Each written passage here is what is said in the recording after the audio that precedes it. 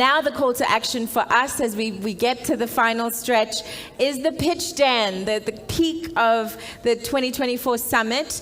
Really, it's wonderful. I can feel the buzz, the excitement as we return the highly anticipated Pitch Den sessions. Again, I really want to highlight and thank you, Jeannie Drake, for preparing our participants. Following a sensational debut in 2024, the session has come back and is the Talk About Town. So 8 finalists each earned with their most compelling ideas will take the stage to deliver power-packed 8-minute pitches, followed by a short Q&A with our judges. The top 3 winners will walk away with a cash prize of 30,000, 20,000, and 10,000 respectively, and they'll also receive invaluable opportunities to develop their business, networks, and industry leadership skills and talents, gain access to grants through complimentary 1-year BASA membership program. So that's really like a package of a lifetime for us creatives. We know that really goes a long way to kickstarting and enabling us to leapfrog from where we are, right? This year, however, there's a twist. And this is the end of the Pitch Den sessions, very sad. You, the audience, will have the opportunity to vote for your favorite pitch. So when prompted, use the Slido link to scan the barcode and look at who you want your voice, make your voice count. I'm like losing my will because it's been a long 2 days. But yes, make your voice heard, use the Slido, and let's get voting. So, this is where their dreams take flight and innovation reigns supreme. We are so inspired to have these pitches and listen to each person and giving it their all. But we also want to honor and recognize the judges who are going to be evaluating the pitches. And so I'll just take you through our panel of judges in no particular order. We have Brenda Fashuba from the Global Council, who was here yesterday moderating, head of the creative economy from Nigeria. We have our CEO from BASA, Ashraf Jordan. We have Tobile Chitiden, who is in the well-being economy. And we have Nadia Virasamy, who's the CEO of Moving Into Dance. And then we have Spindile Songwa, senior admin and curator for the Center of the Creative Arts. So a round of applause for our judges, please. So, deep breaths. I encourage and celebrate all of our contestants, and really right up front, it takes a lot to show up in these spaces. It takes a lot to, compete, but also just knowing that you're enough, you've done the work, and really the best that you can do is be here in this moment. So for our first pitch is by Mlamuleni Moyo of Imvelapi Technologies. Thank you.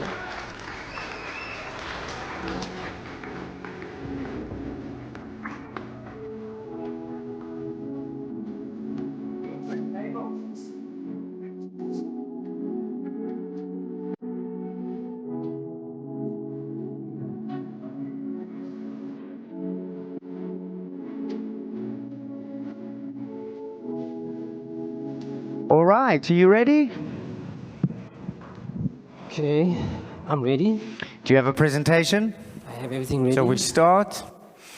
Blythe, and 8 minutes starts now.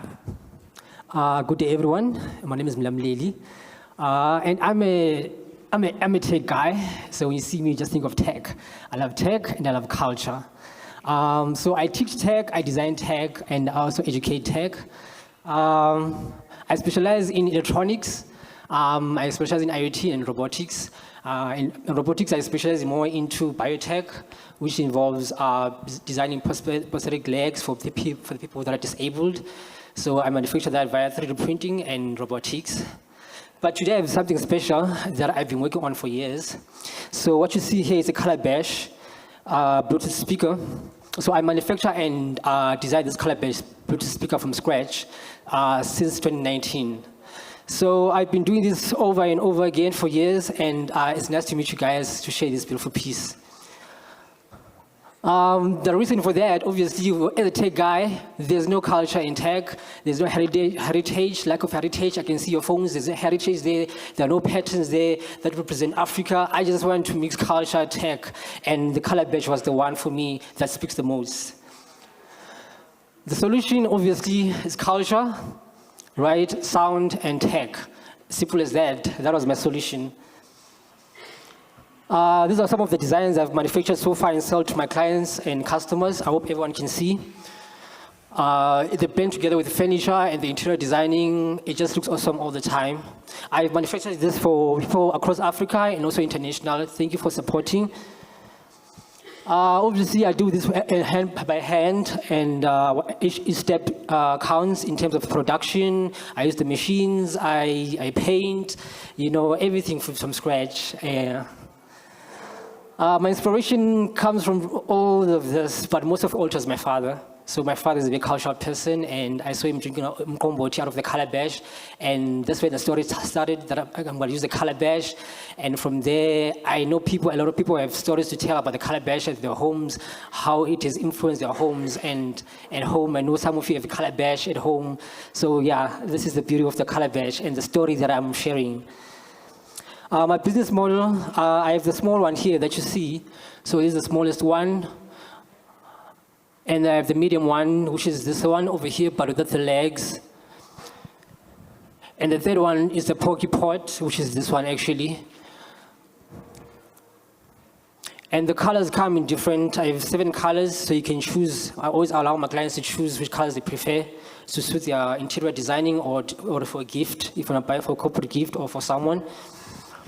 The price is, easy as that. So today is your chance. If you come to me, and then you can always order, and then, yeah. Exactly. The transaction has been very good the past years, but obviously now it's 2024. I am a bit busy because of the workshops that I'm attending, teaching the kids. So I am looking forward to hire more people so that I can have that revenue go up. My target market usually is the youth. Sometimes I go for exhibition. Sometimes word of mouth. Sometimes I go for the stalls. Sometimes I use Instagram. I don't have a pop-up shop yet. My marketing strategy for this year obviously is go to macro, also be available on Amazon so that I can able to reach my target market across Africa and locally. The boot, okay, what will I do with the money if you guys allow me to, if you guys select me? I'm looking forward to buying more materials and equipment so that I can speed the process because it takes time to build that calabash. I also put my love and passion into it too. So with the modeling and casting, the painting, and more equipment, it's not that much, but yeah, that could work for me to speed the process so that I can deliver the products to my clients as soon as possible. The packaging also counts. I need beautiful packaging. As you can see, this is something different. It needs to also look unique. The branding, the website, so that you can also do the e-commerce and order online. I don't have a website yet, not yet, but I will have one yet by the end of this year. And obviously hire more staff members like creative technicians, sales, industrial designers, fashion designers. I speak to some of fashion designers here. I also spoke to some of the people and just to share the creativity and see how we can collaborate moving forward. That's all for me. Thank you. Woohoo! I'll take it this side for you, Lungi. Judges, any questions for him? Yes, Brenda. Well done. Sorry, what's your name again? It's Mlamleli. Labuleli. Mlamleli. Okay. What is it made of, your calabash? It's plastic. It's plastic. Okay. All right. And so, just a little bit of your process. How do you get the plastic? As in, how do you make the shape? Who helps you? What do you do? There are 2 ways. It's either buy the plastic or I use 3D printing. Sorry? 3D printing and also buying the plastic. I can buy a plastic bowl or I can design via 3D printing. Okay. And what is more affordable? Buying. Buying it? Yes. So do you always get the right size, the right shape, the right ones you want? Not really. This one has been a bit of a challenge. This one, yes, but this one is a bit of a challenge. Okay. And I looked at your financials. In the years that it wasn't a lot, somewhere under 20,000, what else were you doing? I mean, was that enough? What else were you doing to stay sustainable? I also teach and I also design tech. So sometimes I do receive projects that is based on robotics, IoT. So that can also take my time. Okay. Yes. And so far, you started 2018? 19. So far, how much have you invested into this project? Myself? Yeah. Close to 40,000. Since 2019? Yes. Okay. All right. Thank you. Judges. Tupile. Quick question, wanted to understand there was high sales in 2022. Yes. That was drastically higher than anything else. What contributed to that? What made that happen compared to 2023, which went lower At that time, I think I collaborated with a lot of companies at that time in terms of corporate gifting, in terms of events. So I did market myself a lot during that time. So there were companies that I partnered with to manufacture the designs. Hi, how are you, Mlamleli? Okay, quick question. I see that you have listed four or five objects that you want, if you do get the funding, that you want to focus on. Out of all that you've listed, which one would you think that you would prioritize? The website. And why would you want to do that? I would like to reach my target markets where they are. So I've been struggling to do that. So they can't order. Most of my target markets are usually busy. So I've realized they prefer the website. If they can just order on the website, it's easier for them to order and get the product. Sorry, can I just do a follow-up on that? If you're doing the marketing side of things and getting sales, are you going to be able to meet up with the demand? I'm going to have to say yes.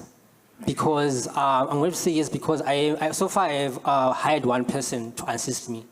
So I'm looking forward to have more people to assist me when I'm not available.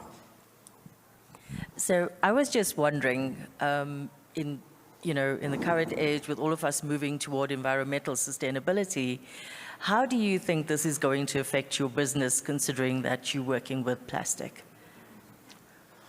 The plastic, I've spoken to some of the companies in terms of recycling the plastic. I think that would be the best thing I'll ever do when it comes to this design. I'm looking forward to recycle the plastic by collecting the plastic and recycle it. Last one. Why do you not have a website? I would think that would have been the first I just struggle financially to invest. Final question. Why this product? Why this for product? Africa, for the global market? Why this? Why now? That's a very good question, because there were a lot of products that I had. And this one spoke the most to the people of Africa mostly, and also across the world. They were able to understand what it's all about, where it comes from. When you see, you just say, oh, it's a calabash, it's an African calabash, and they connect very easily to it. And then so I saw that, okay, this is the one that speaks to them the most. Fantastic. Thank you, judges. You happy? Yes? Thank you very much. Thank you, Well Mlamleli. done. Thank you very much for that pitch. Our first Pitch Den contestant. Need a hand? Are you good? Yeah. Okay, so we have our second contestant. His name is Bafana Tlatwayo from Sere. Come on, Bafana. All the best, and it's your moment.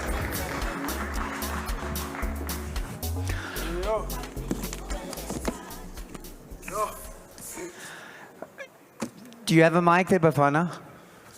Yes? Yes, I do. You ready? I don't know. Okay, let's go. Of course you are. Ready? Ready. 8 minutes starts now. Go. Good evening. My name is Bafana. I am a product designer at Saray. SoCreative is a digital fashion design studio dedicated to simplifying the pre-production stages of garment design and construction. With the use of 3D software, our approach helps to cut costs, be more time efficient, and environmentally friendly. We offer digital sampling, which is the process we use to create virtual prototypes of garments using 3D software rather than physically producing the sample on a sewing machine. Traditionally, creating physical samples of garments can be time-consuming and expensive.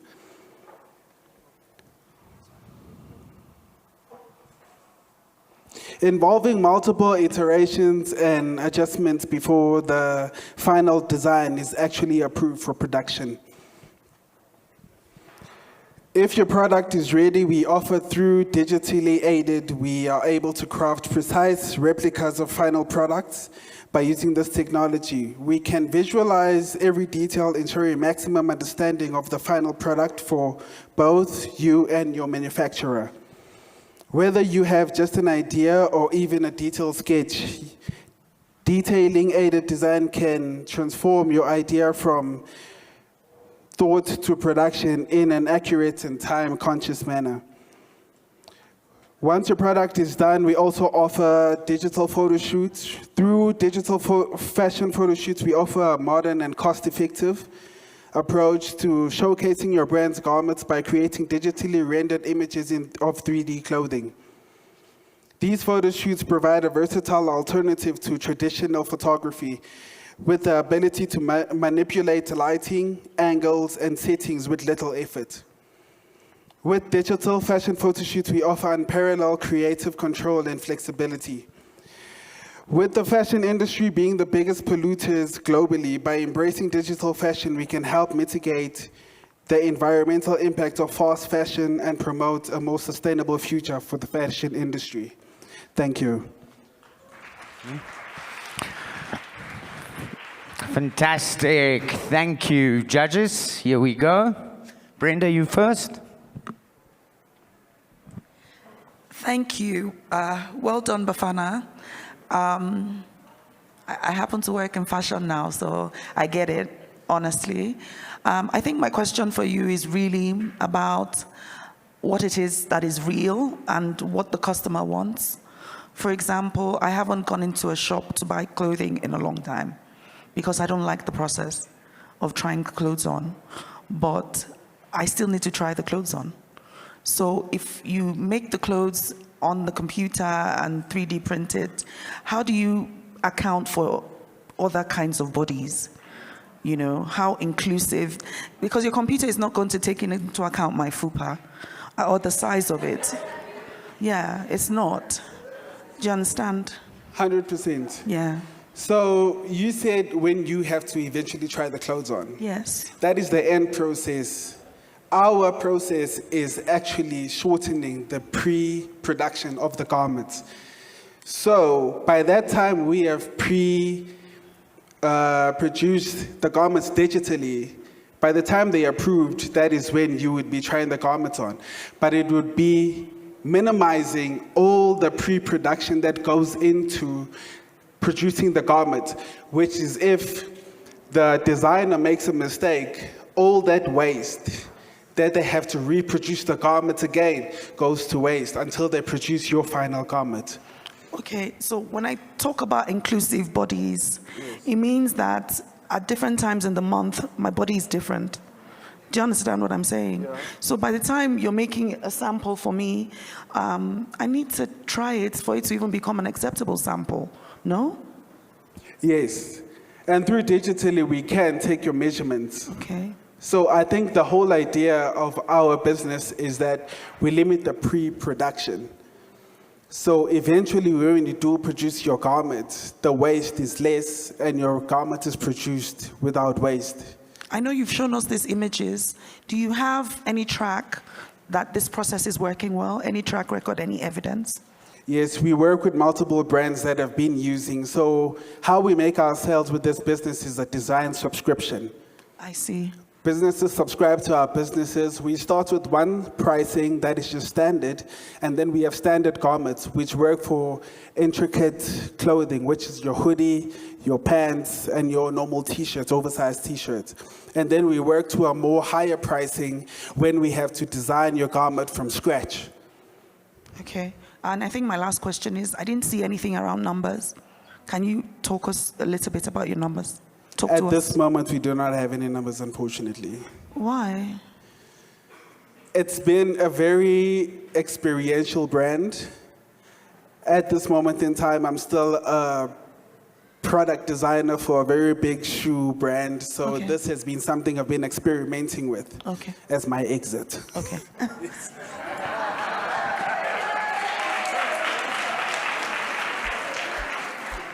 As my exit. That's a mic drop in pitch 2. I'm not going to let you off the hook with the numbers, I'm afraid. 30-20-10. Business and Art South Africa funds for impact. I think you have something conceptually sound. You've been well interrogated, friend. But what would 30,000 Rand do in terms of amplifying, elevating the concept that you're bringing to market? Because it's not just a product. It really is conceptual design. It's a different way of thinking. It's a different way of embracing the way that we make, the way that we wear. So I'm intrigued, but you need to sell me on 30K. But what does that do for you? So our main focus right now for our business is to increase marketing. So what we are doing is that we've got an online store, but the online store, on the pricing plan we have it currently, cannot accommodate the demand that we have of brands that want to do business with us. So that 30K would go into marketing, would go into product development of us producing more garments for inviting more clientele to do business with us. Great, thank you. Beautiful slides. I am still feeling the tensions between the super efficient process, digital process, versus, and you saying, you know, the problems with fast fashion. So I'm feeling that tension. This process feels like, to me, I'm not in the fashion industry, but it contributes even more to the problems that we're facing in fast fashion. So that's kind of the ickiness that I feel, but I wanted you to maybe respond to that and share some of the social and ethical principles or protocols that you're imagining to bypass some of those issues. So I think fast fashion at this day and time is a process of making clothes, selling them fast, and getting them out. By the time next season is in, those clothes are just sitting in your wardrobe. And I also think the production factor of this is that we've got more garments being produced than people need. So what we do within this process, we offer a service that says we can offer you the process for you to develop your clothing without the waste. Because if a designer makes a mistake with one garment, they have to start over. Whatever mistake they made on a previous garment probably goes to waste. So we offer a perfect iteration with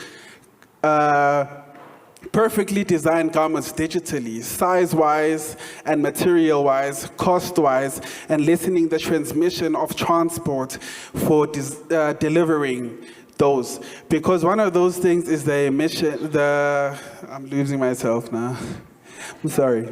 I get that. Like, I get the environmental, like, reduction of, in terms of the harm that you're reducing in that sense, in the pre-production phase. Yes. But I wonder what brands you're working with, because for me, for a brand to reduce that waste, to ensure that they have more profit maximization, it still contributes to fast fashion at the end of the day.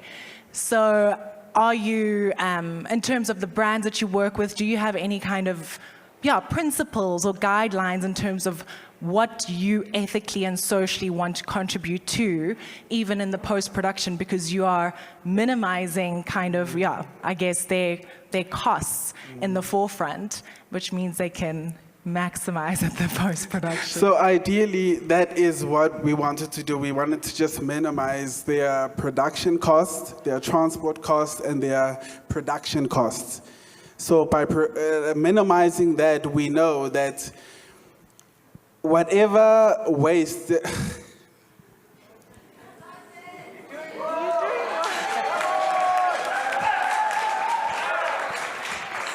I know she got me.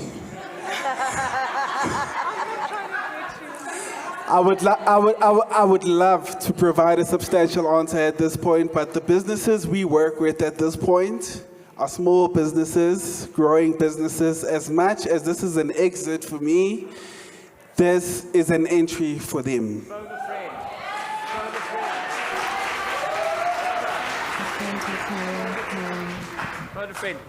The answer is, we will work on it. We will work on it. I was just wondering about how economically accessible this is to the average business, average individual. So our pricing plans for our already made garments, which just includes that people just add their logos, their branding and stuff, goes for around $3,500 a month for a subscription. And this includes unlimited iterations on the garments and stuff. And if we start a garment from scratch, we're looking at around 19,000 Rand, which we're looking at higher brands that are looking for collections, building collections every season. Yeah. Thank you. 3,500 for the subscription, where you have already made the, let's say, blanks. Yes. Okay. It's not clear. Is it inclusive of the blanks or just? It's inclusive of the blanks. How many pieces? So we have, so it's basically a hoodie. Okay. It's almost like a t-shirt. Okay. You get a normal t-shirt like this, but it's oversized. This is a drop shoulder. So we offer around one piece is around 5 pieces, which are different. No, you need to clarify, one piece is around 5. Okay, so one piece would be a t-shirt, has 5 different pieces. Okay. So a t-shirt would be a golf shirt, would be a drop shoulder, and then we have a hoodie, which is oversized. We have another, what do we have? A coat that is oversized and what. So those iterations just differ for the brand. So for 3,500, I get 5 pieces of clothing. Yes. Yes? 5 pieces that you can't iterate, you just add your logo on. Okay. Versus the other pricing plan, you can tell us to do a specific Design. garment for you. I see. All right. Thank you very much. You were grilled there. Amazing, amazing. It's definitely competitive. I'm going to stay here and call up our next contestant. Mthunzi, are you ready? Our next Pitch Den contestant is none other than Mthunzi Zami of Armored Productions. Go for it, Mthunzi. All the best. Let's see. Blythe, are you ready? Hold on. Mthunzi, you ready? I hope so. Your 8 minutes starts now. Okay, good afternoon. My name is Mthunzi Dlamini. I am the CEO and founder of Armored Productions. So, our question is this: what the hell is Armored Productions? Now, here's what I want you guys to imagine. I want you guys to imagine you just come home from work, okay? It is 6:30 and you lay down on the couch or on your bed and you're tired and you're exhausted and you're fatigued. And you think to yourself, let me reach out for my Instagram, let me reach out for my TikTok and watch some memes. But you know that, nah, I shouldn't do that. You know why? Because once I open those memes, I'm never getting out of this because they're addictive. So you think to yourself that, you know what? Actually, I want to sleep early today and I need to cook, but I still do want to be entertained. So what the hell am I going to do? Well, what you're going to do is go into your app and you're going to open Armored Audio Plays. What is an audio play?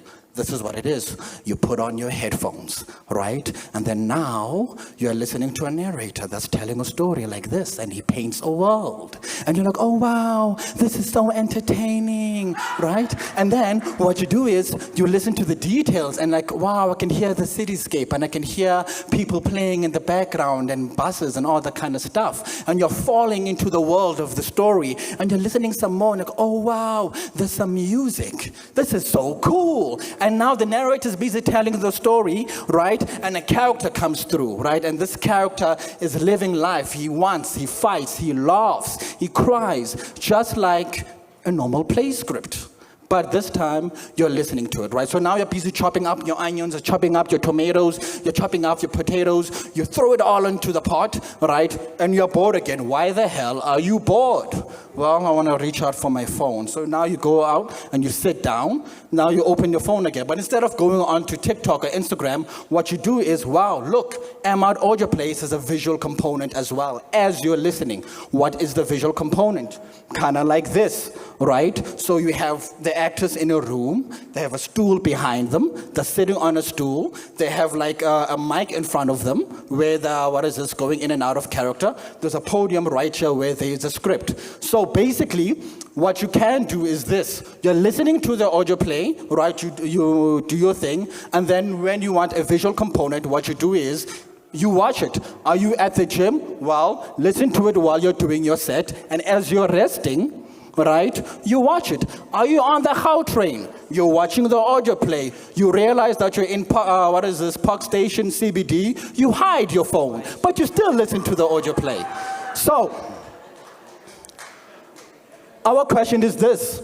How the hell are we going to do this? Well, what we're going to do one audio play, not a whole production company. Question, who the hell is on our team? This is who. So we have Nafisa over here, which you guys might know from House of Sweden. We have Shalati over here, a friend of mine. We went to Wits together, that you know from House of Sweden.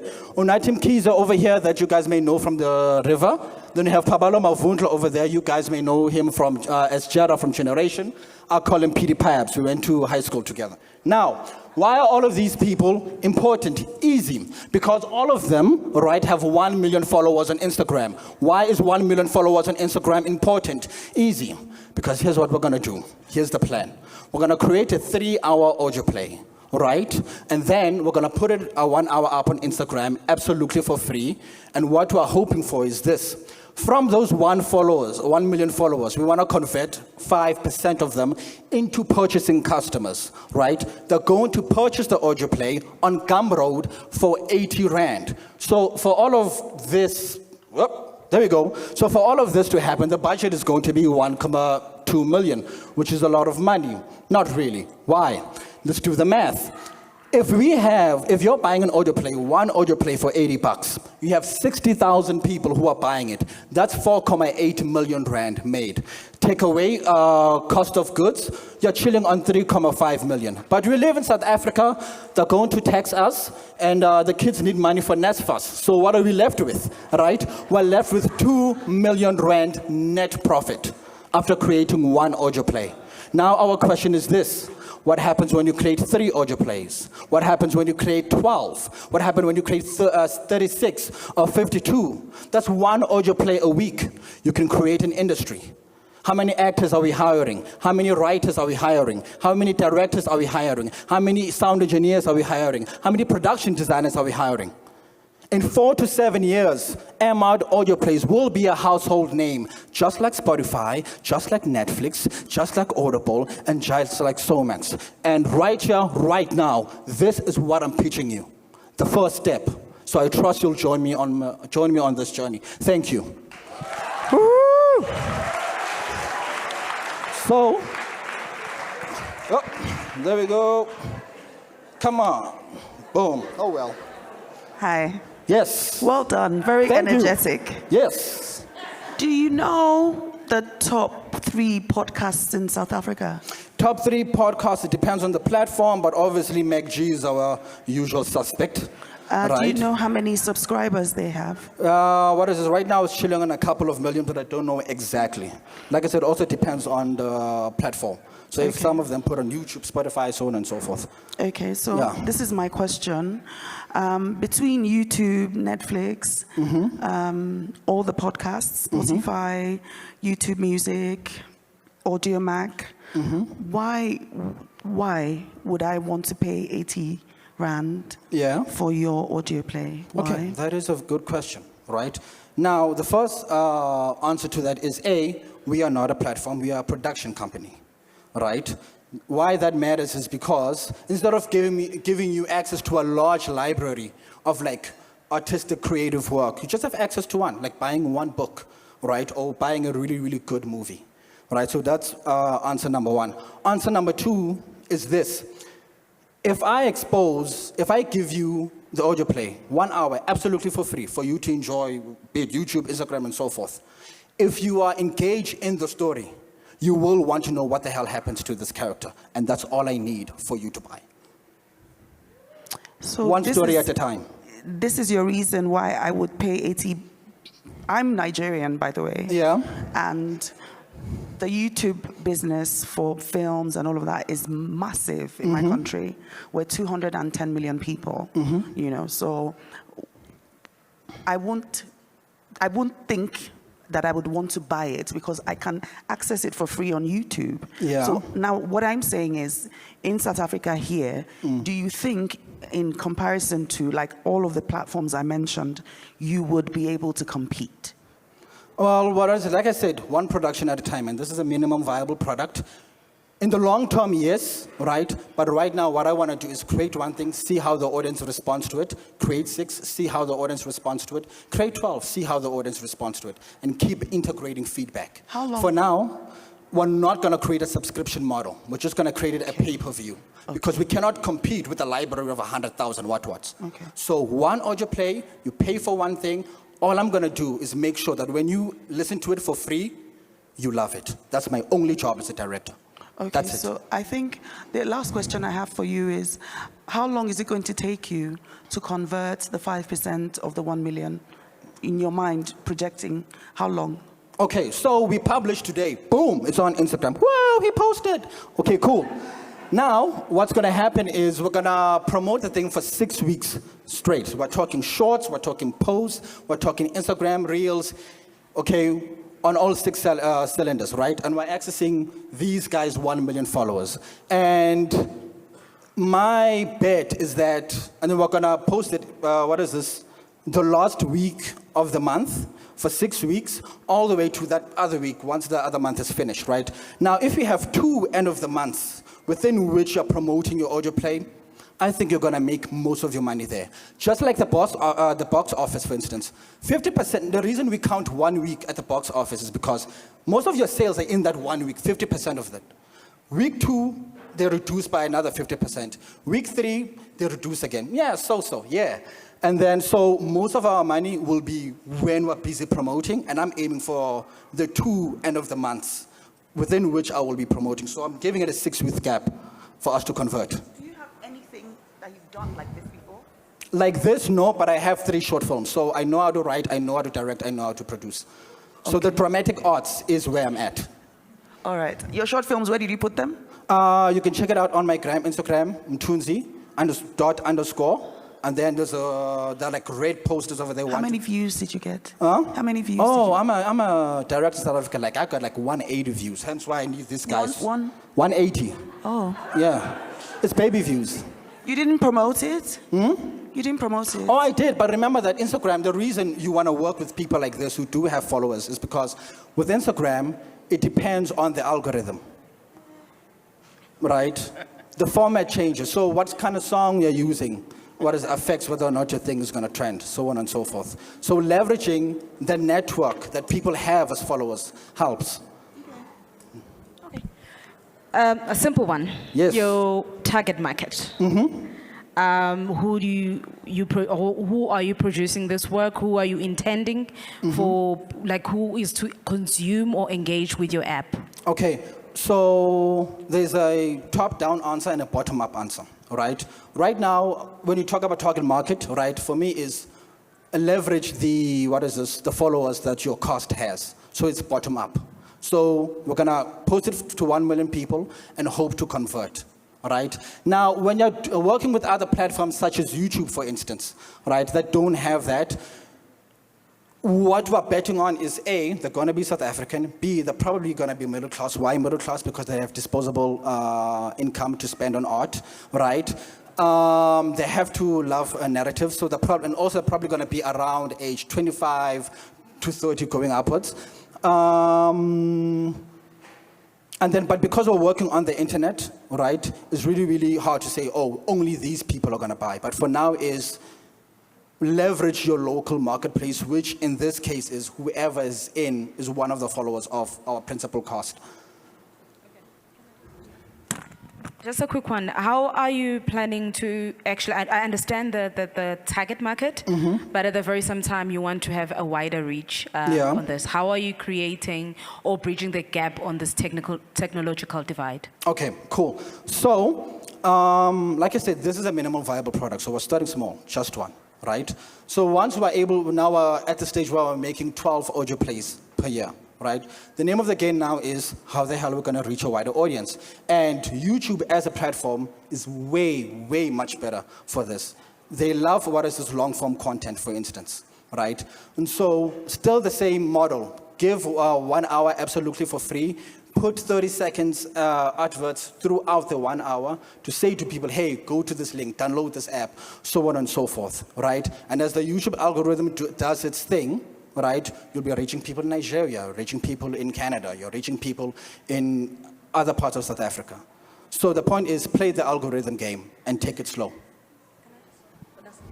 Sorry, this is a final one. I'm actually thinking about an hour. Do you think that people will be able to engage online for an hour listening to a story? Absolutely or are we not. looking at, yes. Here's why. So here's what we're going to do. I'm going to give away an hour, right? But we're going to cut that hour in like 12-minute chunks.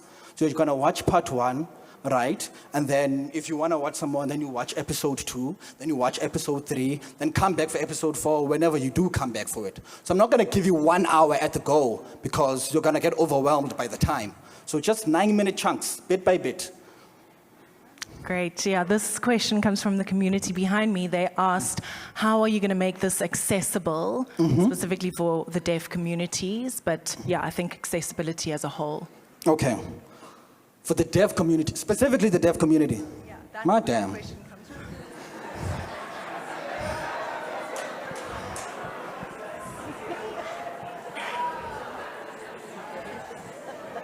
Now, okay. So first things first, make money, okay? Now, once we've made that money, well, how do deaf people consume art? Well, you have subtitles. Those kind of help, all right? Number 2, right, Sang Roger over here. Now, remember I said there's a visual component to it. So you can always have a small screen over there that says, enable for deaf people. So we can add that feature right there and there. But first of all, we need to know that there's a demand for it. And 2, we need to make money. But yeah, it's doable. But deaf, man, it's an audio play, but okay, fine. More questions? What are you going to do with the 30,000 from Bausa if you get it? Because, I mean, you've got big numbers there. Okay, so there is my answer and the correct answer. Give me both. You're interested in both? Okay. So the correct one is A, buy assets. Right? So you can say, what is this? Buy your microphone, buy your sound equipment, so on and so forth. Right? That is the correct answer. And also with 30,000 Rand, you can most definitely afford it. So that's the correct answer. My answer is take this 30K, go to other investors, because right now I'm in a fundraising phase, right? So go to other investors and say, hey, Basa loves me, guys. Don't you want to give me more money? And then you get 50K. Now you have 80K. Yes. Basa and the British Council, boom. So, and then once I have 30K now, go get 50. Now I'm chilling on 80. Go get 100. Now I'm chilling on 180. Go get 250. I'm going to raise 1 million. Thank you very much. Yes. That's the end of your time. Boom. So what with this. There we go. Next person. Much, Mtunzi. Know your brand, know your product. Thank you so much. Our next Pitch Den contestant is Mzokolo Vimba of Studio Sunday's Best. Take it away, Mzokolo. All the best.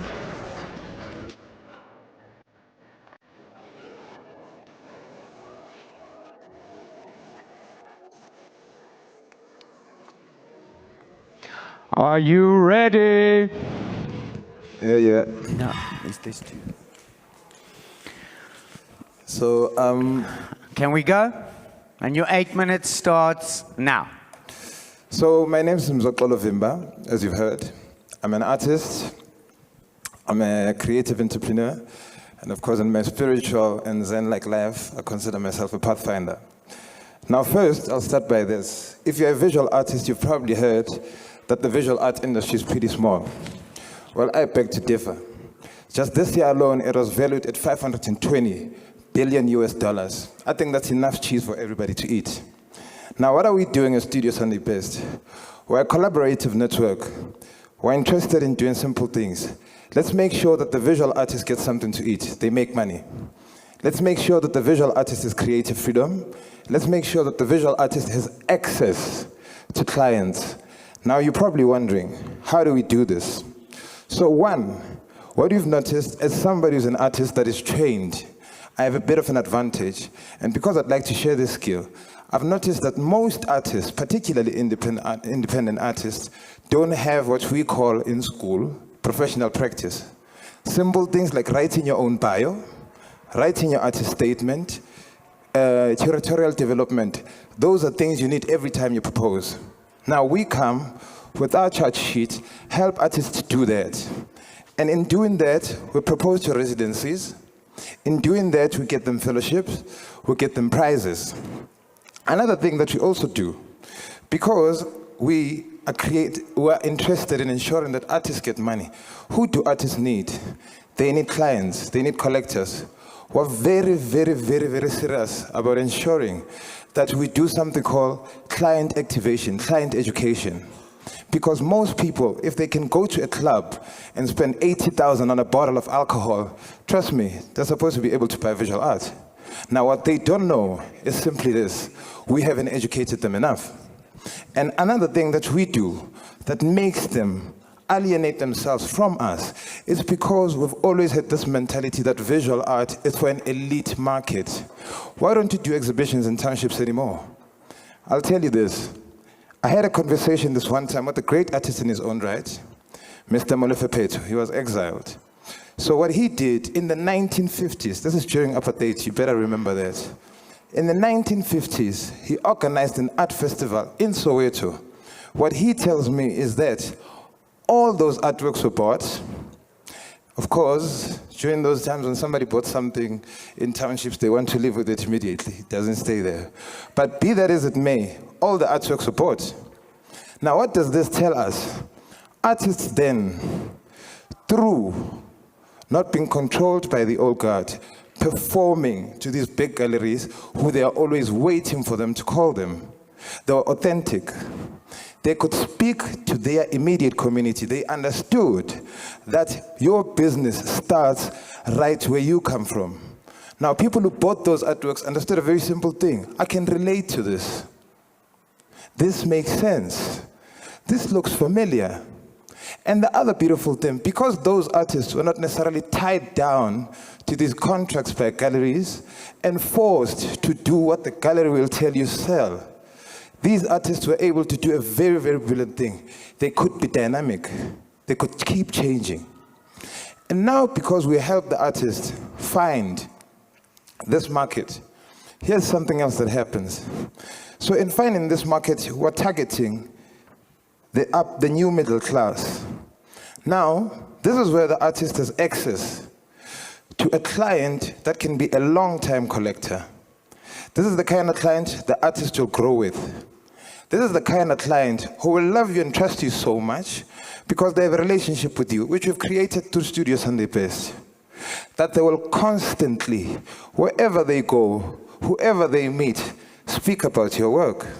They will actually hang your work and not put it in the basement, so that whoever comes into their houses can actually see the work and fall in love, ask questions and be interested. Now, here's another thing that you consider impact. It's not necessarily financial, it's a cultural impact. Now, what am I talking about when I say the cultural impact part? You must remember, particularly us, Black and African people, we've always had one particular struggle. The West has stolen our artifacts, sculptures, our artworks in general.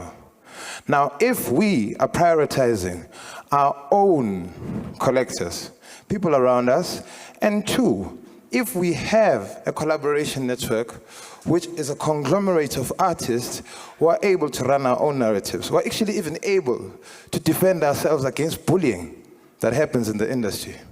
Now, what this does, it puts us in a situation where, as artists, who are able to preserve our own culture, nobody's going to lie about us. We know exactly what's going on. Now, moving forward, I'm going to speak about how do we do this. So, how we do it, it's pretty simple. I mentioned that there's professional practice. I mentioned now, I want to go now into how we do the business side of it. How we actually take this 30 grand and actually apply it to actual business.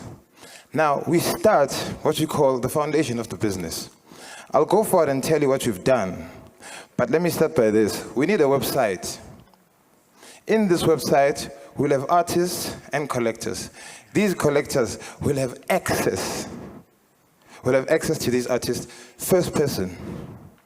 When the artist finishes work, they get access there immediately. And then two, what we're going to do, we're going to create this platform as a situation where the artist and the collector can always have a conversation. And it's not just going to be a website, we're also going to be like Jehovah's Witness, because we're going to be on the streets. There's nothing wrong with going to a Soweto and having something of this nature, maybe not as big, but let's have a table. Let's teach collectors why visual art matters, because it's part of our culture. And now, in closing, I'd like to say this. What have we done? So I'll mention a couple of things. 2 years ago, there's an artist that won one of the most prestigious prizes in South Africa for a young artist, the BNAP, Blessing Ngobeni Art Prize. We had our hand in that.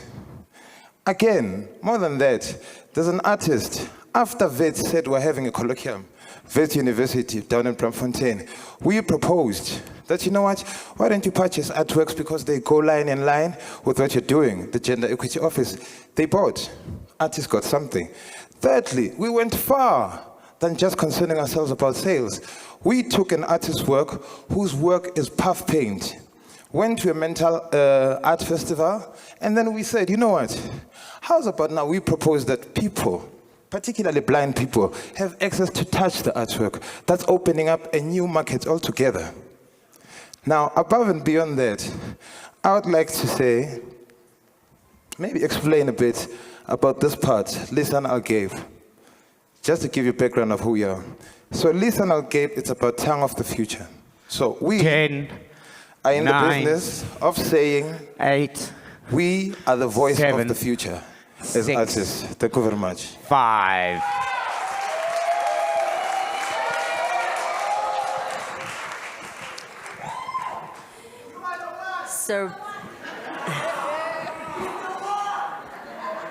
So at a very high level, we meet in an elevator, and you have between ground floor and floor number 10 to tell me what you want.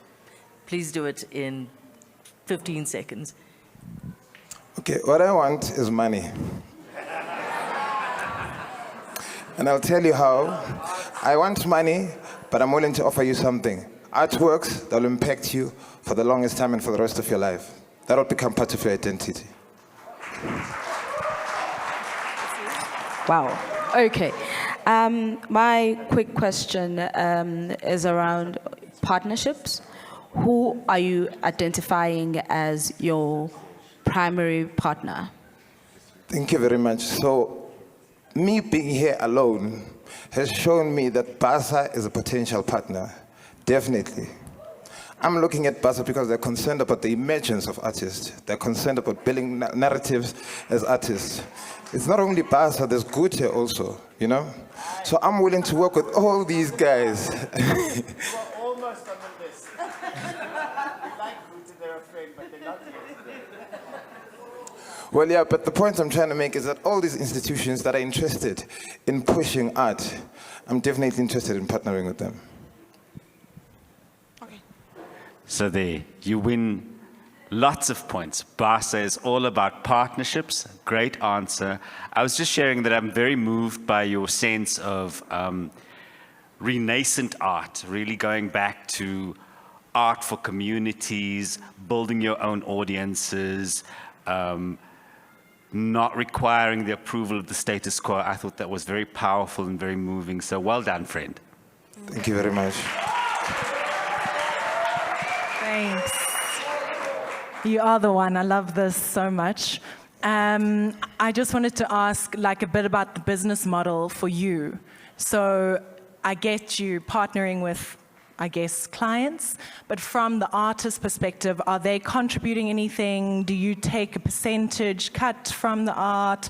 Like what are the mechanisms around your business model? So in terms of writing, when you write for an artist, you have a charge sheet.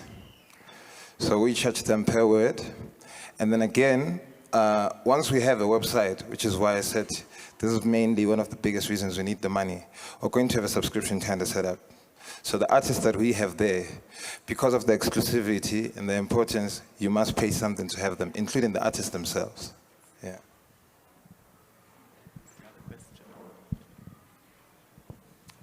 Do you have any examples of something like this? Have you seen something like this anywhere? I actually haven't seen anything like this, which is what makes me excited. And I mean not just in South Africa, anywhere else in the world? Anywhere else in the world? No, I actually haven't seen something like this. I'd be lying to you. So what I've seen, it's something called Artlist, but they literally focus more on like NFTs. Yeah, so that's something that's almost similar, but it's not necessarily like this one. Okay. Thank you very much, Mkutsole. We're loving it. We're loving the energy. We're just over halfway, ladies and gentlemen. Thank you for your energy, engagement. Thank you to our judges. Our next contestant for the Pitch Den is Shaka from Shaka Ramulifo, and he's going to take us through his publisher's pitch. Thank you so much. All the best, Shaka.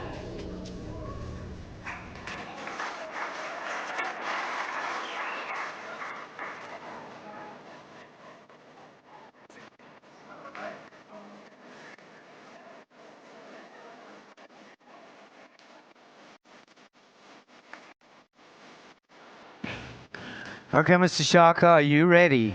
Yes. Your time begins now. Hello, everybody. My name is Shaka Ramuripo, and I'm an author.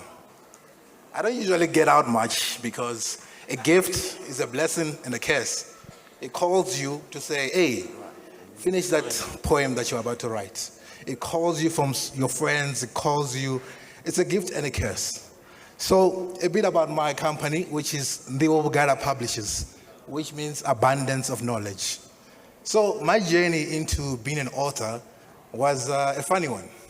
My father was an author, but he was unpublished. So one year, 2004 exactly, he bought a computer.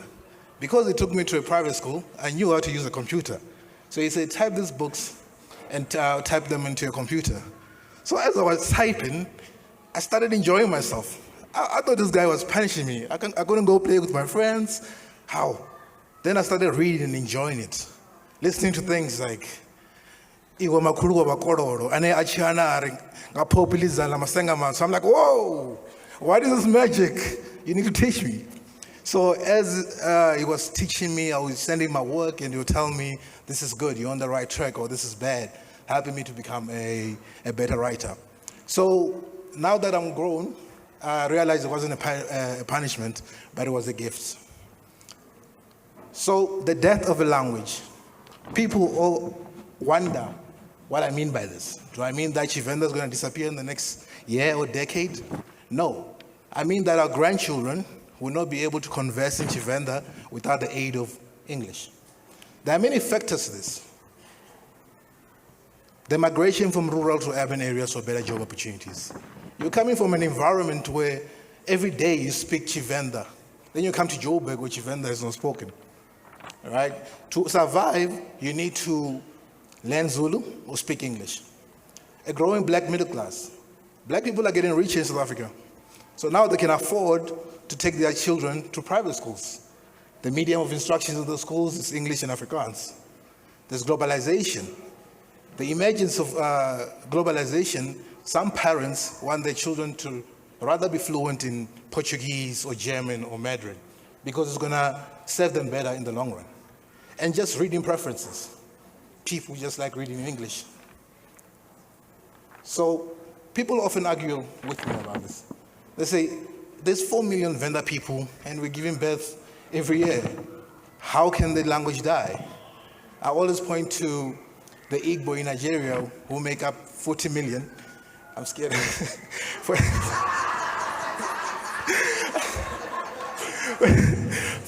Who make up 40 million of the population.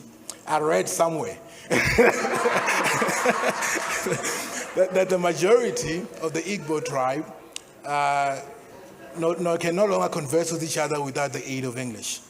The same with Swahili in Tanzania, Kenya, and Uganda. Closer to home with the Khoisan. This picture should be enough. This is the last speaker of a dialect of Khoisan. She's 88 years old.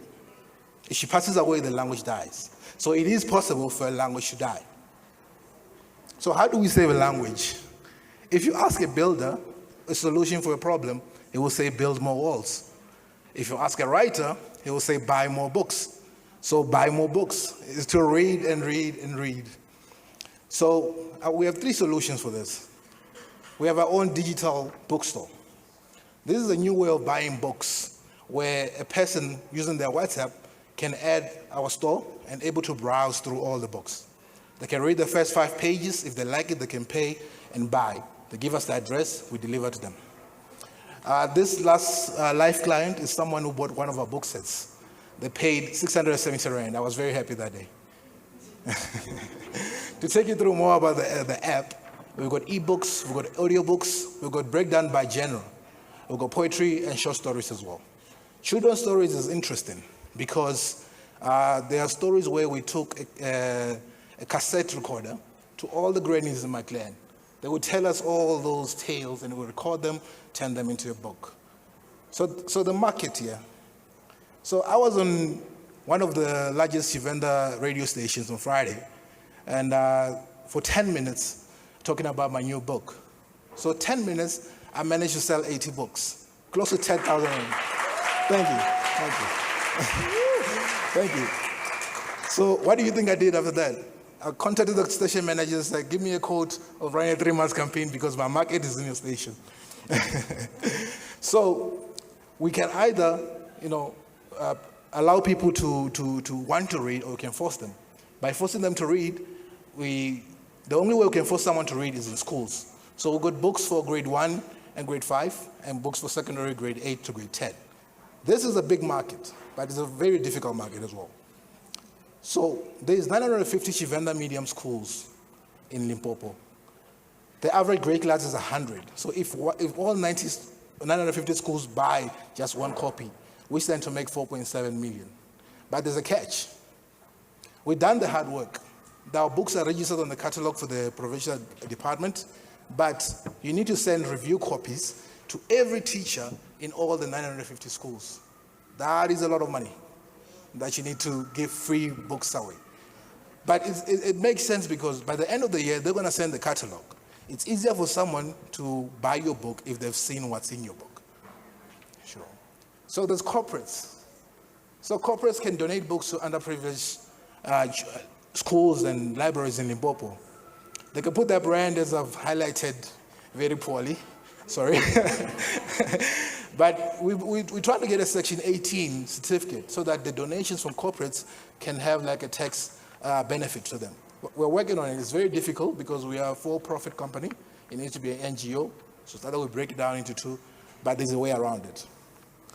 So they ask, we seek capital to print books to sell and books to sell to teachers.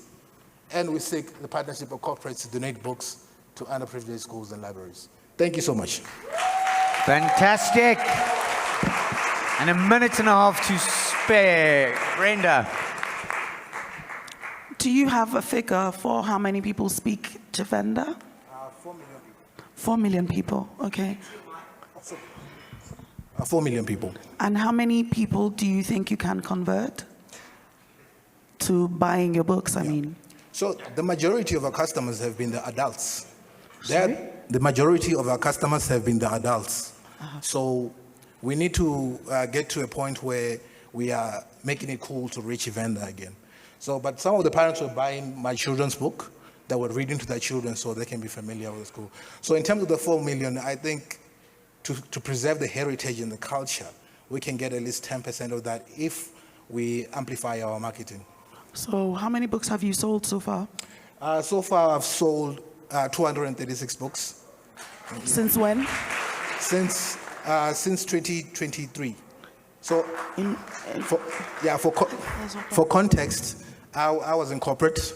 I worked for IBM, but then growing up in a family of authors, so I wanted to be able to print it professionally. So I resigned, used my money to start a business, and I print the books myself. So you've only sold 233? This year. At an average cost of? Of 120. Rand? Yeah, right. Okay. How much have you invested so far? I've invested close to 70,000 on the machinery and countless hours on writing. Have you invested in any marketing? In the marketing, not yet. Not yet? Yeah. Okay, good. Actually, I wanted to ask also on the marketing side, and also I think you have mentioned that you've got sample books to send to teachers. Yeah. Have you tried looking at the consumer, the initial consumers, which are the kids, distributing to the kids rather, and getting a view from the kids? Yeah, there's like, sorry, can you repeat your question? Can you repeat your question, please? Okay, so I was actually tapping on the marketing side of things, right? Yeah. So you have approached the schools, the school teachers to actually engage with the content. Have you tried your material on the kids who are the consumers of the books? Who will be the consumers of the books, just to test the market? Yes, during the recent World Book Day, I was reading from a children's book for a hall full of kids in Thohoyandou. So we got a good reception. We gave books away. The parents bought books for their kids. So the content resonates with the kids. So especially the children's book, which is what we're planning to translate into English, into Swati, into Zulu as well. So we're in a process of doing that to get the message across.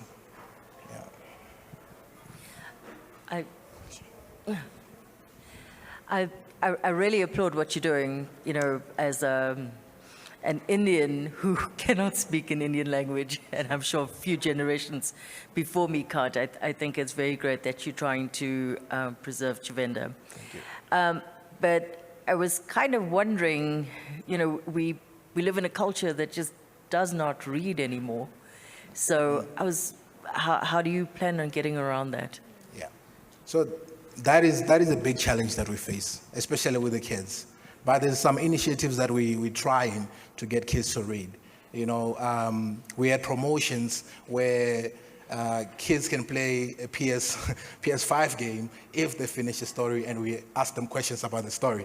So that was very popular because they're just like, let me read another story so I can answer questions. So those kind of initiatives, if we can branch them out all over the country, we can get that joy back, combine what they love and combine what is necessary to retain heritage and culture. I'll give you two quick last questions.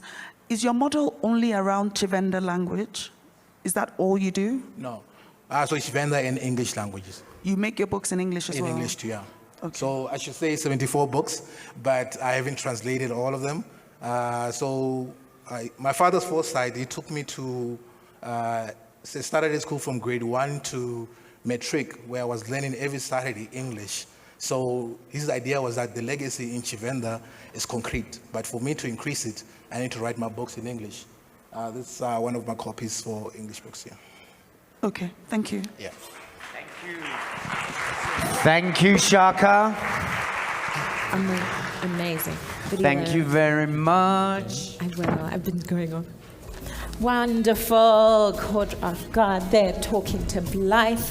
Penultimate, we're getting there. I got a question from a wonderful lady here. Say, where are the ladies at? Where are the ladies' pictures at? We've had the brothers and men, now we need the ladies. Onalena, please come for your pitch. Thank you for representing the ladies. Give it up for Onalena, representing us. Thank you, all the best. Go for it.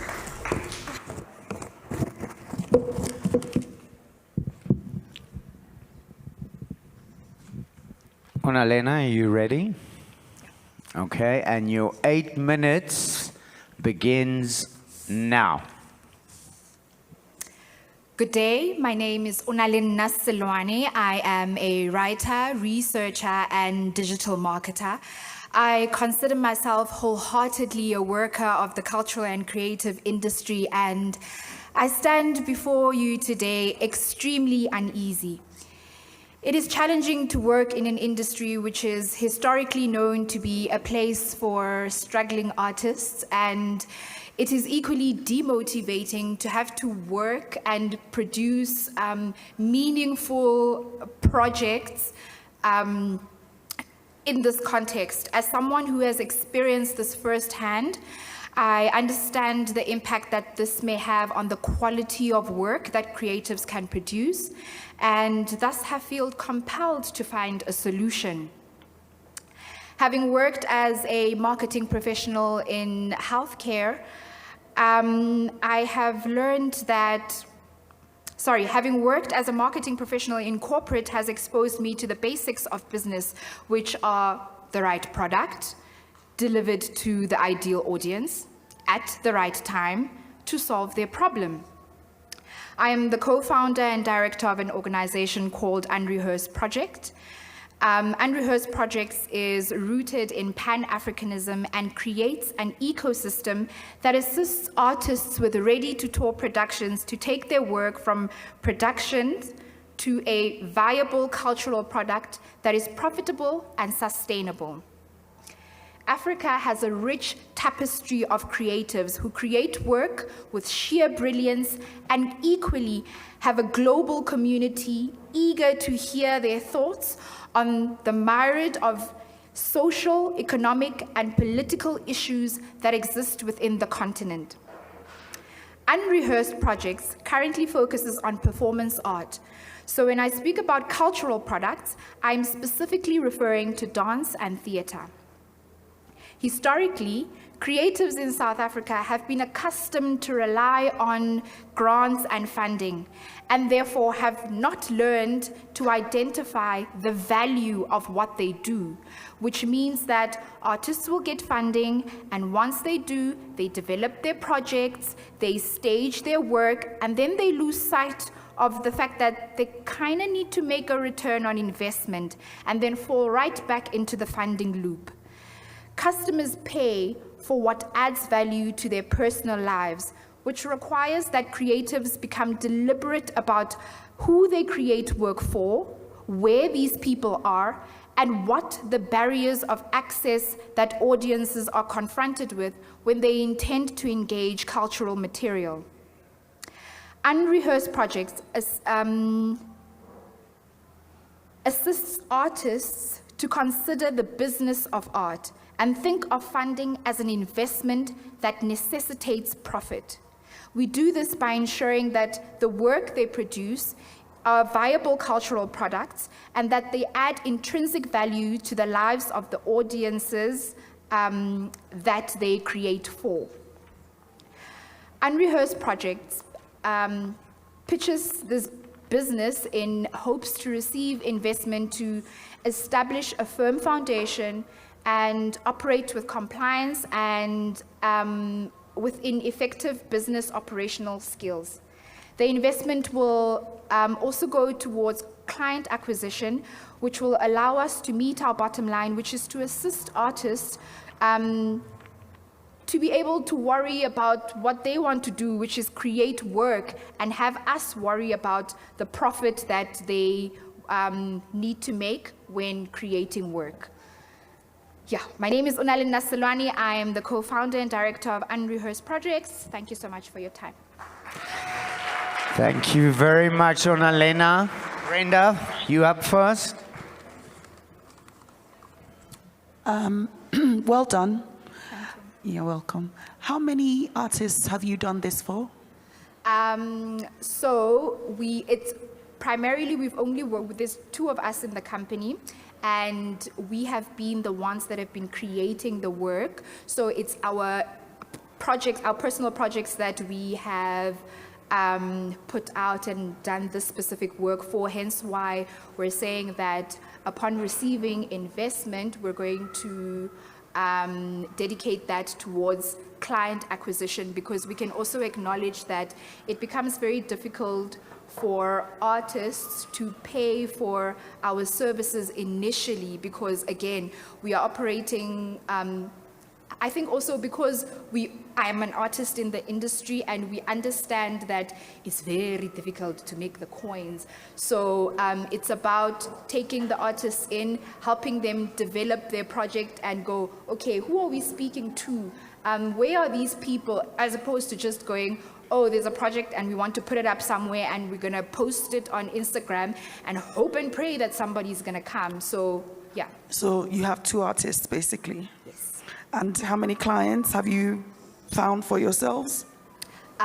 So what do you mean, how many clients? You said you are going to do client acquisition, right? No, we are going to do client acquisition with the funding that we get. That means that we're going to be getting artists on board. Those are clients. Remember, our target audience is artists. The services that we are providing is garnered towards artists. So those are the clients that we would be bringing on board. You're trying to pitch their projects to get funding, right? No? No. We are trying to assist artists to understand that their projects need to be thought of as products. So you come with your project, we help you understand who are you speaking to, where are these people, what type of theater do we need to put you in, what type of marketing do you need to do we need to do for you so that your show is selling. I see. Okay.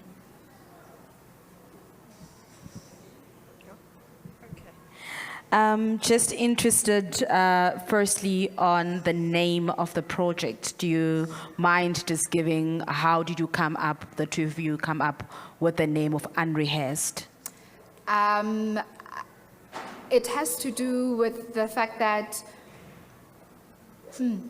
I actually don't know, because this is my co-founder's name that he came up with.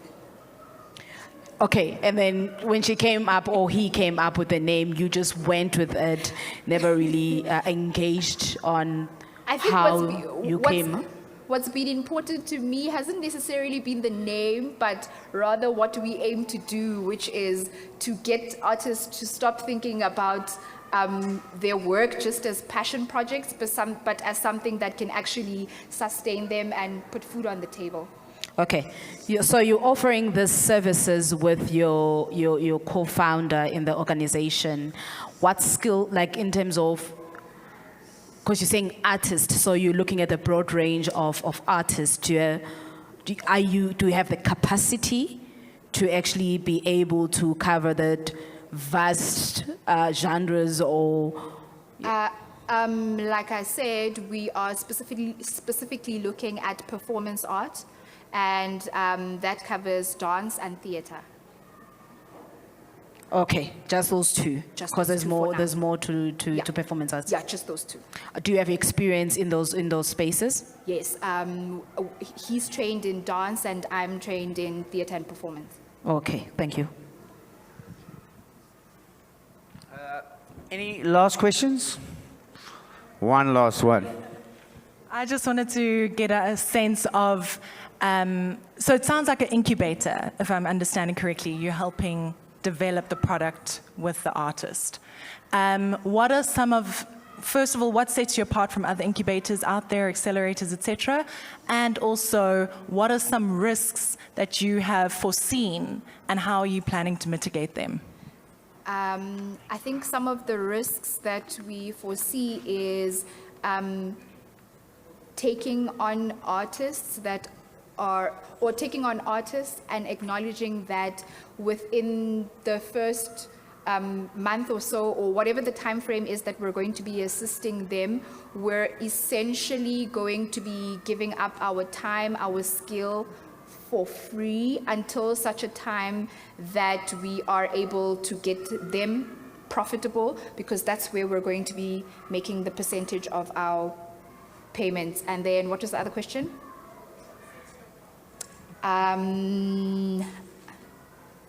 I think what sets us apart is that we work hand in hand with with artists, and we also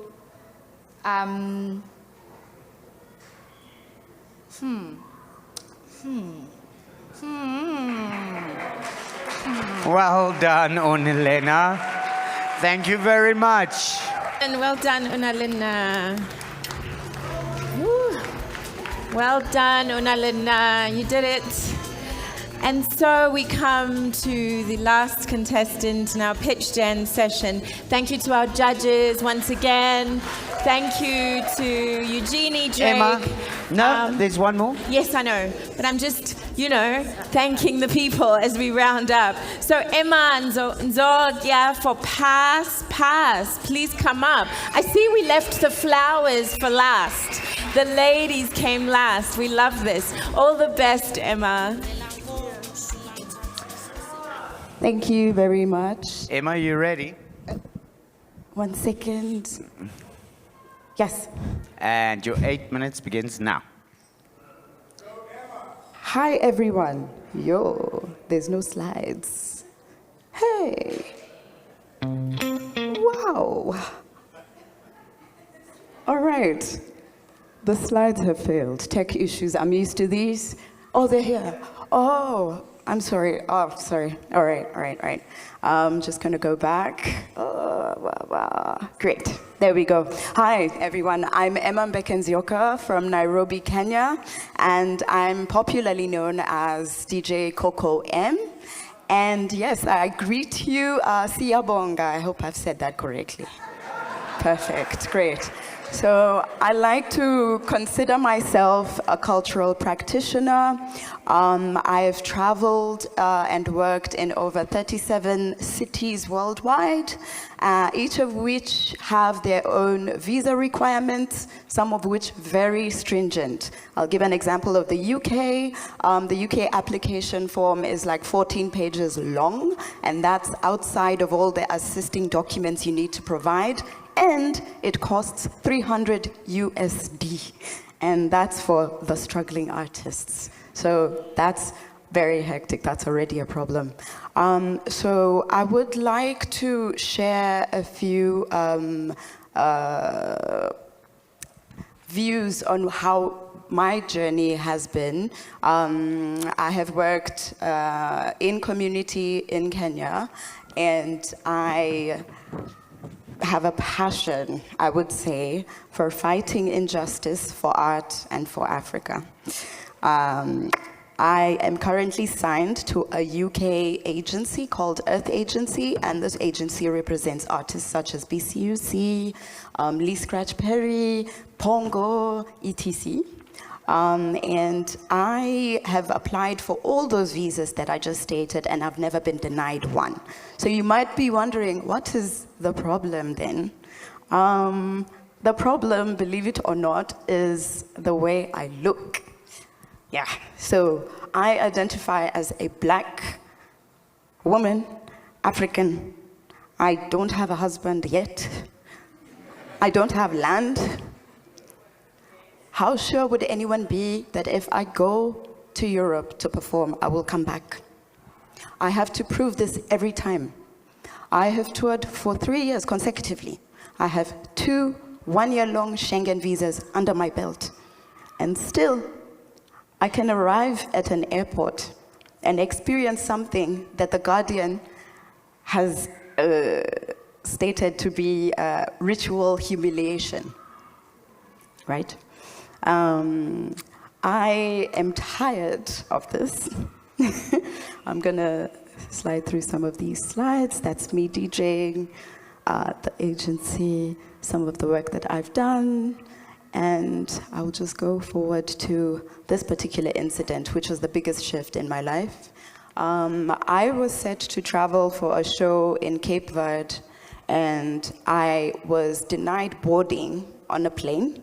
And I had my visa, had my flights, but they said they weren't sure. I was actually a very high-risk attendant of this airline, and they couldn't prove that I could come back.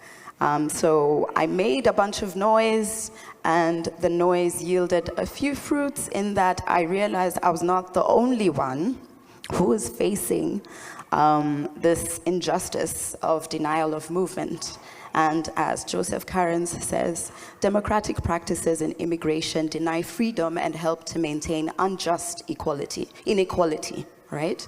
So you can imagine someone like Yemi Alade being denied a visa to the EU, Maphorisa being denied a visa to the US, Maphorisa. And then you have DJs in the US playing amapiano music and nobody knows who Maphorisa is. You cannot carry the culture out. So this is a problem that I have been striving to speak and make noise and shout about.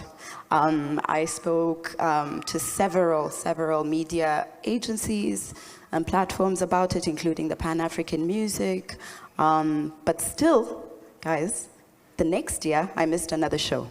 And this year, I'm about to miss a 10-city tour, including my premiere at Sona and Glastonbury, because of the same issues. So, you're tired. Thank you. I'm tired. Speaking, I've spoken on BBC. We've spoken on BBC 6. I emailed Kendrick Lamar. I shot my shot. I said, Kendrick, listen, you're setting up a platform. You're setting up a platform for touring on the continent, but a big issue is it's not being spoken of. And we need to address it, and that's where PassPass comes in. So currently we have a small core team of about 8 people from countries spanning from Kenya, Germany, Canada, Palestine, China, Barcelona, and Niger, Angola. And these are personal friends, these are DJs, these are community organizers who are coming together to build this platform right here, which will operate as a website to begin with, and it will be a one-stop shop for all artists who are looking for resources. Whenever you're traveling, anything you need to know about visa policies, updated policies. I have been in discussions with ambassadors, Swiss ambassadors, Kenyan ambassadors, the EU head of head of the EU in Kenya. So basically, you can find all of these things in this website. My problem: this costs money. We've been building it. It's paused. But it's needed. Everyone's asking about it. Mixmag is asking about it. I presented it at ADE. They're like, where is it? I'm like, we're struggling. I've just funneled all my fees from my tour into this platform, and currently it's just frozen. So this is what I need to hopefully help navigate the issues that we're currently facing, and to not avoid the tough topics, the hard subjects, like where we should come off the cloud and come down. Big shout out to SoCreative and Eugenie Drakes for the mentoring yesterday. I'm Emma, and that's it. I have 1 minute left on my time. Well done, Emma.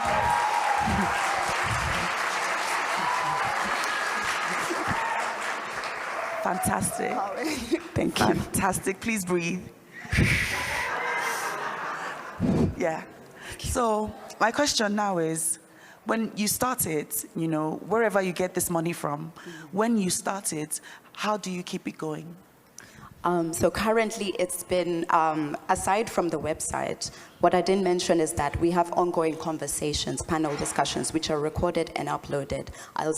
There's links on YouTube. Okay. So we've spoken for Diaspora TV, we've had hybrid conversations. Where's the slide?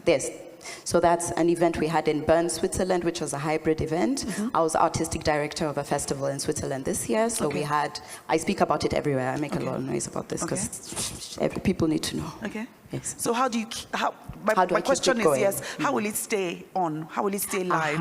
Yes. So we are currently figuring out sustainability options that include partnering with a community that's built an e-commerce platform where you can come in, say if you're going to Europe and you don't have a winter jacket and gloves, you can exchange these and somebody can put them on the platform.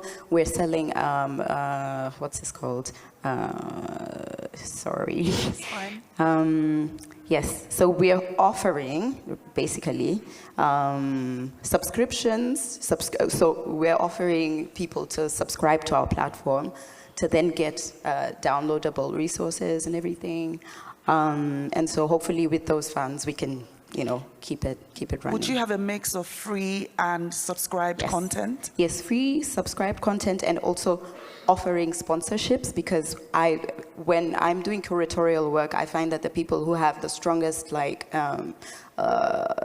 product to offer or art to offer, they can't access marketing, they can't access IG, they have no money to apply for these visas. So we would sponsor them with a small kitty. Currently, you've just been doing it out of pocket. Sponsored 2 artists last year to apply for their passports, which is another deeper issue we're facing, which we cannot go now because I don't have time. It's okay. Yeah. I get that. Thanks. Well done. Thank you. I love this. I'm so excited. I can't even sit in my seat. Okay, so I just wanted to understand. So this is about amplifying the stories of struggles to travel. But I wanted to understand if there's assistance with your application for your visa, and if there's a mechanism there to have a service fee for doing that. And then 2, I saw on LinkedIn, I think it was just yesterday, of some guy that was trying to travel, and through the noise that people made on LinkedIn, the embassy allowed him to go. Wow. Which was dramatic, but that's the power of amplifying voices. So I wanted to understand, is this living just within your platform, this content, or how do you amplify it to really get to the people that need to know, like those embassies? Okay, thank you. I'll start with the second question. We've been quite vocal on platforms like Twitter and IG and Facebook, and we have seen the power that there is in social media. So part of the reason that my story became somewhat viral is because a TikToker, I don't have TikTok, but a TikToker from South Africa called Zetu actually shared my story on her TikTok, and then people just got to reading about it. And I like to believe that it's currently influencing the new trend to just waive visas altogether on the continent and just allow for free travel. That's the second question. Could you please repeat the first question? I'm so sorry. I wanted to ask, how far does the managing, because I saw a little line that said managing finances, so I just wanted to understand, how far does your services go? Are you helping people actually get their visas in the first place and the process to do that? Yes. So what currently we're offering on a very small scale is the consultancy. So you come to me and you say, I want to go to Spain. I've been to Spain before, so I know the processes that are available, and I know the processes that are available at the embassy, because more often than not, the website process is not updated. So you'll go to the embassy and go with cash, and they'll be like, no, we want M-Pesa, mobile money, etc. So we kind of offer just all those informations to the artist. We've been successful with 2. It's very small, but it's it's building, and it's also such a long and stringent process. So alongside that help, we're having the conversations with, for example, the Swiss ambassador. I had a conversation last year and just telling them that this is how you can further assist us, consolidate all these processes. If you're the Schengen area, why is Polish process different from the Belgian process, from the Amsterdam process, right? So just have something consolidated, and we're offering to have this on the platform, inshallah, if we have all the conversations, and the money to go and have the conversations. Yes, thanks. One more question, Emma. Is the 30K going to be enough to finish the website? Yes. I was going to say more than enough, because we're currently also doing research, figuring out the statistics of those who are applying, those who have been rejected, what the reasons, etc. Database building, because we have friends in a wide network. I offer accommodation in Nairobi. If you guys are in Nairobi, we have a room somewhere. And we exchange these in these different countries. So I have friends in Switzerland who have houses. I have friends in Spain who have houses who are going to be hosting us. So there's no need for the artists to struggle if we have all these resources in one thing. Thank you, DJ Coco M. DJ Coco, incredible. Thank you ever so much. That was really inspiring.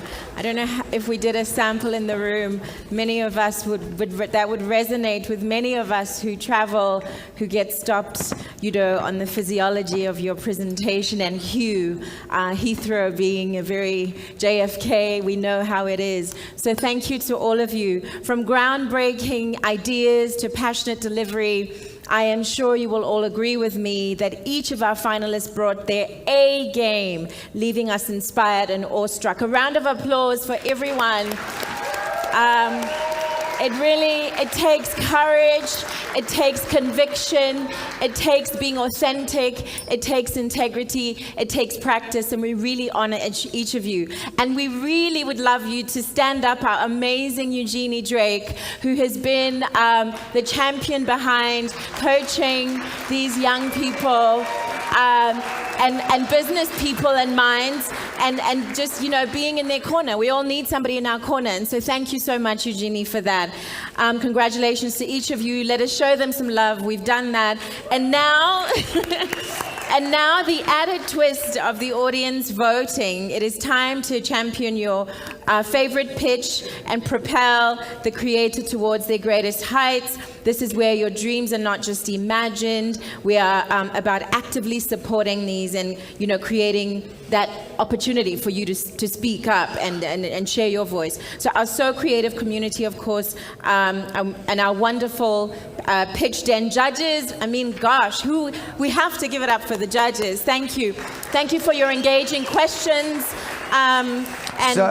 Sorry, I just quickly want to clarify something. So this is audience favorites, right? Where it's sitting right now. I want to say that this is nothing to do with the judges' votes or the judges' final decision. We're just guiding them a little bit when they do deliberate afterwards. So make your voice heard and make it heard right now. Great. So thank you so much, Albie, for clarifying that. It's really important that it's a democratic process. The human brain cannot comprehend the negative. Don't think of a pink elephant. I mean, how are we just guided? Done deal. Pass, 30,000 Rand. And then we will go with the rest. That's outside of what the judge's remit is. So, I mean, we must honor the audience and the pitch. Emma, did you hear that? Excuse me, Albie, 1 second, sorry. Eugenie's just clarifying, sorry, that there are 8, so we need... There we go. So she wanted... 6. They're just in order. Yeah. Is that all right? So we've got all contestants. Onalena. It moved up. It moves as you vote. It moves. So keep on voting. Keep on voting. Let your voices be heard. Let your voices be heard. Keep voting. The results will be announced later. Okay. So we just heard from the boss, a CEO, saying, Emma, you just won 30,000 Rand.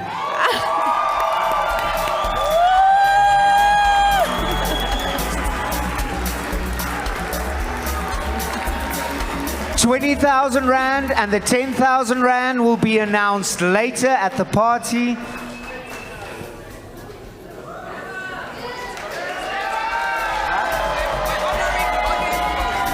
We are honoring the audience vote. So there will be, that is the audience voted 30. Emma. The judges will go away and come back with another 30, 20, and 10. Everybody give it up for Emma!